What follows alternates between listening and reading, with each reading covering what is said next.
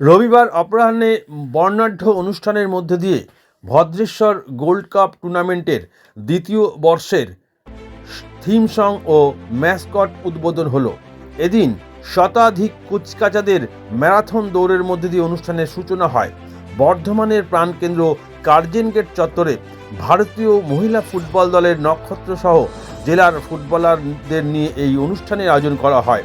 উপস্থিত ছিলেন বর্ধমান দক্ষিণ বিধানসভার বিধায়ক খোকন দাস, 14 নম্বর ওয়ার্ডের কাউন্সিলর রাসবিহারী হালদার, বর্ধমান ক্রীড়া সংস্থার ক্রিকেট কর্মকর্তা শিবশঙ্কর ঘোষ সহ বিশিষ্ট জনেরা। এই থিম সং ও ম্যাসকট উদ্বোধন অনুষ্ঠানে দ্বিতীয় বর্ষে এই ভদ্রেশ্বর গোল্ড কাপ টুর্নামেন্টের থিম সং করেছেন বিশিষ্ট বাচিক শিল্পী দেবেশ ঠাকুর।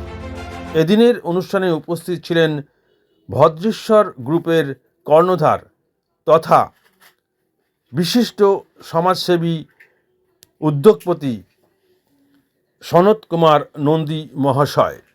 দিনের অনুষ্ঠানে উপস্থিত ক্রীড়া জগতের বিশিষ্ট জনেরা তাদের বক্তব্যে বর্তমান প্রজন্মের খেলোয়াড়দের বিশেষভাবে উৎসাহিত করলেন।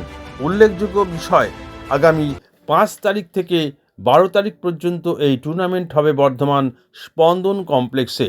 ভদ্রেশ্বর গ্রুপের কর্ণধার বিশিষ্ট সমাজসেবী উদ্যোগপতি সনত কুমার নন্দী মহাশয় তার বক্তব্যে বলেন, একসময় তিনি কালনাগেট এলাকার বন মসজিদ পাড়ায় এসে কচিকাচাদের ফুটবল খেলার উৎসাহ দেখে অনুপ্রাণিত হয়েছিলেন। সেদিন তিনি অঙ্গীকার করেছিলেন এইসব ছেলেদের জন্য কিছু একটা করবেন। তার জন্য এইভাবেই ভদ্রেশ্বর গোল্ড কাপ সহ অন্যান্য অনুষ্ঠানের আয়োজন করেছেন তিনি। উল্লেখযোগ্য বিষয়, ভদ্রেশ্বর গোল্ড কাপ টুর্নামেন্টের ট্যাগলাইন করা হয়েছে প্লে উইথ পারপাস। আমরা নিজেরা আলোচনা করছিলাম, খেলাধুলা যত এগিয়ে আসবে মানুষ তত ভালো হবে, তাদের মনও বড় হবে। তাই বেশি কিছু বলার আমাদের ঠিক নয়, তবু একটুখানি বলতে পারি যে এই গোল্ড কাপ টুর্নামেন্ট হওয়ার জন্য যারা আজকে আমাদের আমন্ত্রিত করে নিয়ে এসছেন তাদের প্রত্যেকে আন্তরিক অভিনন্দন জানাই। প্রত্যেকে ভালো থাকুন।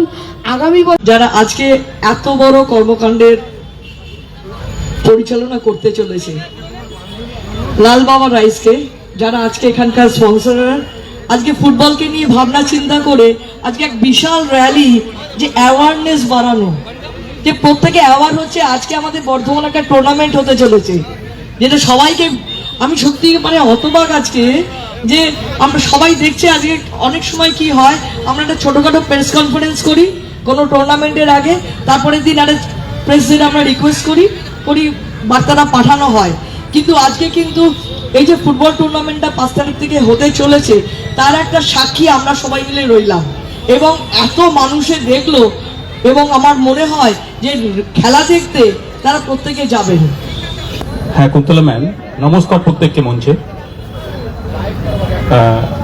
আপনার যে প্রস্তাব সেটা গ্রহণ করা হলো, ঠিক কিছুদিন আগেই আরেকটি ক্রিকেট ম্যাচ ছিল বর্ধমানে, রাজনন্দিনী কাপ। খুব একটা বড়, মানে এখন টেনিসের সবচেয়ে বড় খেলা, সেখানেও আমরা থাকি আর এখানেও রাজনন্দিনী থাকে এই ফুটবলেও।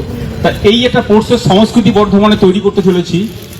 আমাদের প্রত্যেকের মনে রাখা দরকার যে কলকাতার রেজিস্ট্রিটা বর্ধমানের রেজিস্ট্রি অফিস থেকে হয়েছিল। বর্ধমান আরো পুরনো শহর, তাই বর্ধমানে ফুটবল ফেরত আসবে, খেলা ফেরত আসবে। আপনার সাহায্য নিয়ে আসবে, আপনাদের সমর্থন চাই, আপনাদের সাহায্য চাই।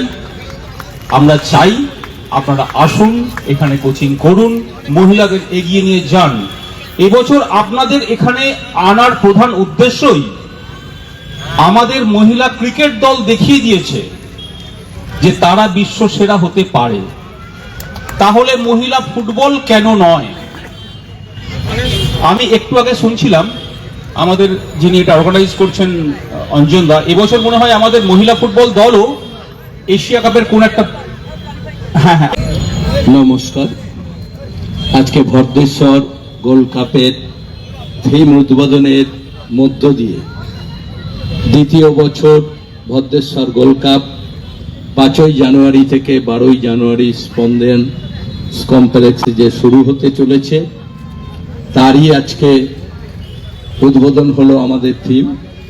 সেই উদ্বোধনের ভদ্রেশ্বর গোল্ড কাপ যে অনুষ্ঠিত হচ্ছে, সেই লাল বাবা রাইসের তিন কর্ণধার আমাদের সম্মানীয় সনৎ কুমার নন্দী মহাশয়, পলাশ নন্দী, পার্থ নন্দী সহ বিশিষ্ট খেলোয়াড়রা যারা মঞ্চে রয়েছেন, সর্বোপরি আপনারা যারা রয়েছেন সবাইকে আমি আমার শুভেচ্ছা এবং ভালোবাসা জানাই।